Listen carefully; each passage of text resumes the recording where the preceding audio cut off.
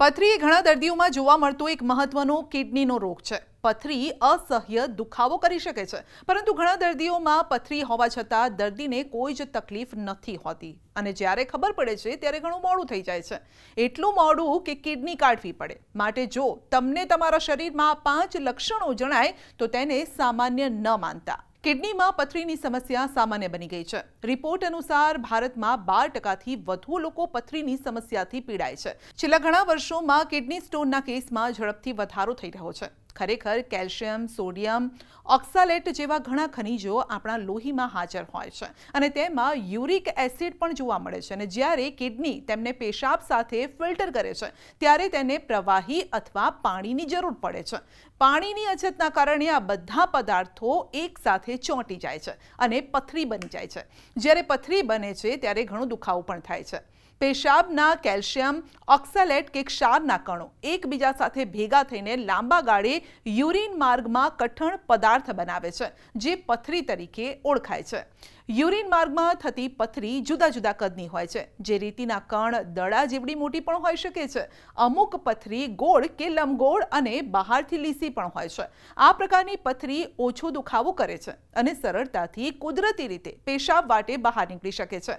અમુક પથરી ખરબચડી હોય છે, અસહ્ય દુખાવો કરી શકે છે, સરળતાથી પેશાબ મારફતે નથી નીકળતી અને ત્યારે શરીરમાં કેટલાક સંકેતો પણ તમને જોવા મળે છે જે તમારે ન અવગણવા જોઈએ। કયા સંકેતો છે પથરીના આપને જણાવો। કમર અને નીચલા પેટમાં તીવ્ર દુખાવો થવો। પથરી થવાનું સૌથી સામાન્ય લક્ષણ એ છે કે પીઠ, કમર અથવા પેટના નીચેના ભાગમાં અચાનક તીવ્ર દુખાવો થવા લાગે છે અને જો આવું થાય છે તો તમારે તાત્કાલિક ડોક્ટરનો સંપર્ક કરવો। પેશાબ કરતી વખતે બળતરા।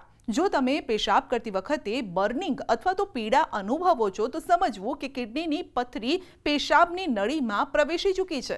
ક્યારેક પેશાબ સમયાંતરે આવે છે અથવા તો સંપૂર્ણ રીતે નથી થતો।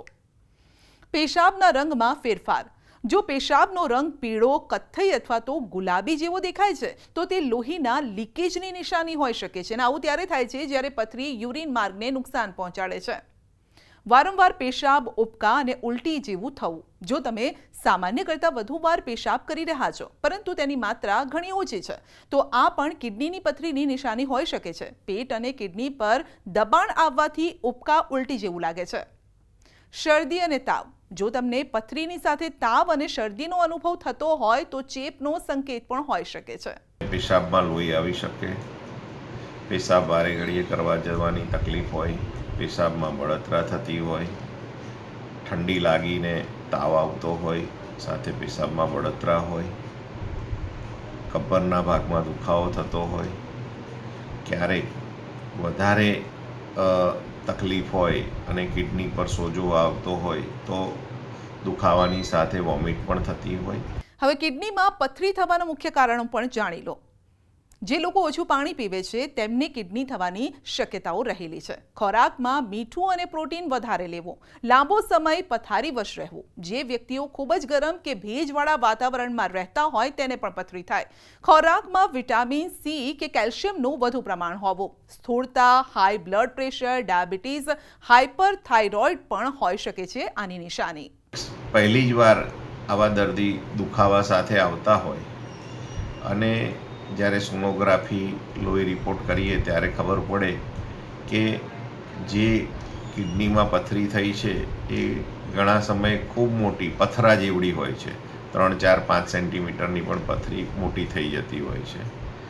તેવા સમયે આ પથરીના કારણે જે તે કિડની સંપૂર્ણ કામ કરતી બંધ થઈ ગઈ હોય છે, ત્યારે આવા કેસમાં એનું રિનલ સ્કેનિંગ, આઈવીપી કર્યા પછી જો કિડની એક બાજુની કામ કરતી જ ના હોય તો આવા રેર કેસમાં એ કિડનીને કાઢવાની પણ જરૂરિયાત પડતી હોય છે। એટલે રૂટીન કેસમાં મારી એવી સલાહ છે કે 25-30ની ઉંમરે સોનોગ્રાફી એક કરાવી લેવી જોઈએ, જેથી આપણને આપણા પેટના બધા જ અવયવો સહી સલામત છે, બધા નોર્મલ ફંક્શન કરી રહ્યા છે કે નહીં તે પણ ખબર પડે। હવે પથરીથી બચવા માટે શું કરવું જોઈએ? તો દરરોજ 3 થી 4 લીટર પાણી પીવો, વધુ પડતું મીઠું, ખાંડ અને સોડાનું સેવન ન કરો, લીંબુ અને નારિયેળ પાણી પીવો, પાલક, ચા, ચોકલેટ, કોફી અને બદામનું માપસર સેવન કરો, ગિલોય, તુલસીનો રસ, ધાણાનું પાણી કિડનીને ડિટોક્સ કરશે. જો દુખાવો વધી રહ્યો હોય અથવા તો પેશાબમાં લોહી દેખાતું હોય તો તુરત જ ડોક્ટરનો સંપર્ક કરો.